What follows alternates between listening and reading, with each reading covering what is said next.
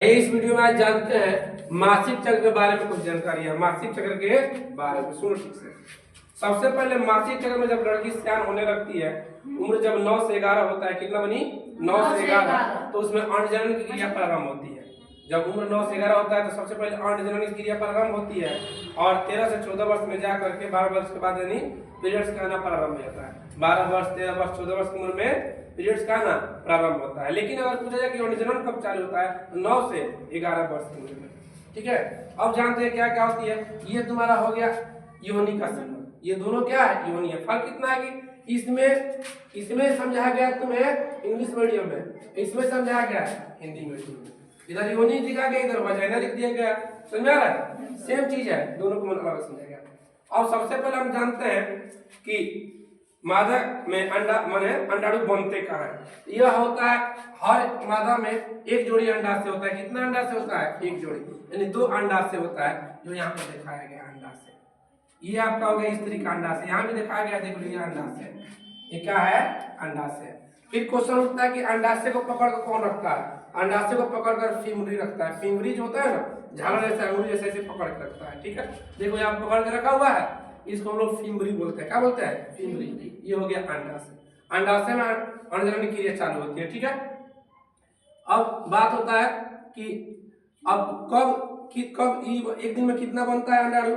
एक दिन में एक स्त्री में, ठीक है, 45 से 50 अंडाणु डेली बनते हैं उतना।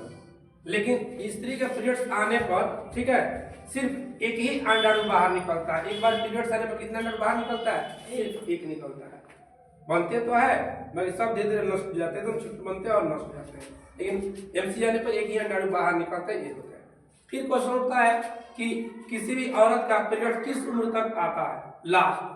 तो 45 से 50 वर्ष तक उम्र तक लास्ट पीरियड आता है, उसके बाद पीरियड्स आना बंद हो जाता है किसी भी स्त्री में। उसके बाद पीरियड्स आना बंद हो जाता है।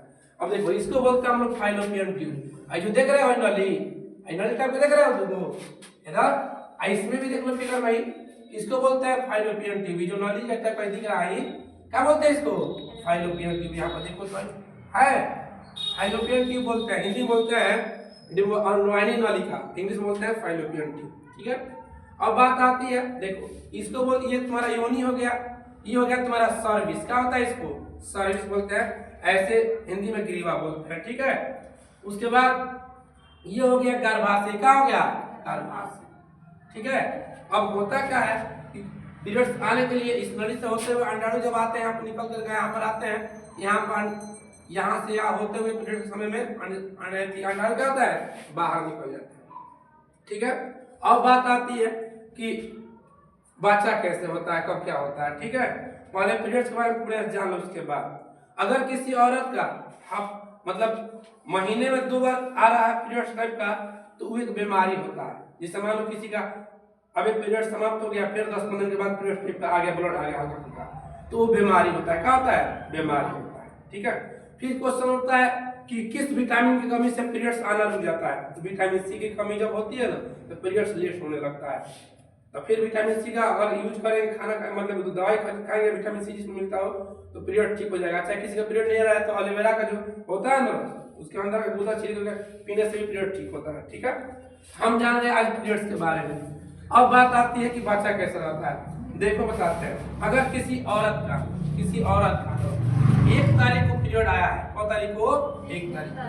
तो किसी लड़के का पीरियड 3 दिन में ही लड़की का समाप्त होता है, और किसी लड़की में 4-5 दिन तक रहता है, किसी लड़की के 7 दिन तक रह जाता है, आगे ब्लड आया भी करता है कि नहीं है? फिक्स नहीं होता है, किसी में 3 दिन, किसी में 4 दिन, किसी में 5 दिन। मान लो किसी का 1 तारीख को पीरियड आया तो 5 दिन लगा रहता है। कौन तारीख ले? 5 तारीख ले। ठीक है, 5 तारीख में रहता है। उसके बाद से 5 दिन और एक्स्ट्रा छोड़ दो, सेव डे 6, 7, 8, 9, 10, इसको बुलाता है सेव डे। क्या बोलते हैं? Save day. इस दिन अगर कोई औरत शारीरिक संबंध बनाती है, ठीक है, शारीरिक संबंध बनाती है, तो उसे बच्चा पैदा नहीं होगा। इसे सेव डे इसको बोला जाता है। ठीक है, लेकिन एक बाद जो होता है 11 तारीख, 12 तारीख, 13 तारीख, 14 तारीख, 15, 16, 17 तारीख ले प्रेग्नेंट होने के चांस ज्यादा रहता है, मैंने गर्भवती हो सकती है। मान लो 11 तारीख, 12 तारीख, 13 तारीख, 14 तारीख, 15 तारीख, 16 तारीख, 17 तारीख। ठीक है, अब हे तारीख तक अगर संबंध बनाती है कोई औरत, ठीक है, तो औरत प्रेग्नेंट हो सकती है, प्रेग्नेंट होने का चांस ज्यादा रहता है, ठीक है, प्रेग्नेंट होने का चांस ज्यादा रहता है ये इसको। बाकी इसको बोला था सेम। फिर इसके बाद 18 तारीख, 19 तारीख, 20 तारीख, 21 तारीख जो समय आएगा, फिर अगला 28 तारीख के पहले पीरियड आने के पहले अगर कोई संबंध बनाता है तो गर्भवती नहीं होगी, यानी औरत प्रेग्नेंट नहीं होगी। प्रेग्नेंट हो सकती है इतना ही दिन में, जो दिन लिखे हुए हैं इतना ही दिन में औरत प्रेग्नेंट हो सकती है।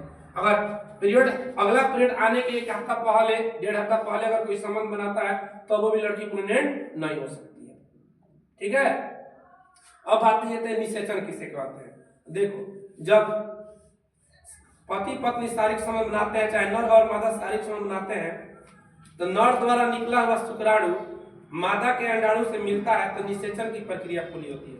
मतलब कि नर युग्मक और मादा युग्मक जब आपस में मिलते हैं तो निषेचन की क्रिया पूरी होती है, निषेचन की क्रिया पूरी होती है, ठीक है, जिससे जाइगोट बनता है। जब अंडाणु और शुक्राणु मिलता है तो निषेचन की क्रिया पूरी होती है, निषेचन की क्रिया पूरी होने के बाद जाइगोट बनता है, जाइगोट से भ्रूण बनता है, अब भ्रूण से एक नए संतान का जन्म होता है, ठीक है। तो अंडाणु और शुक्राणु के संयोजन की क्रिया को ही क्या कहते हैं, निषेचन कहते हैं। निषेचन के बाद जाइगोट बनता है, ठीक है। तो ये समझ में आ गया ना। अब यहाँ से क्वेश्चन कोई पूछता है, पहला क्वेश्चन पूछता है कि एक स्त्री अपने मासिक चक्र के दौरान या जनन चक्र के दौरान कितने अंडाणु उत्पन्न करती है।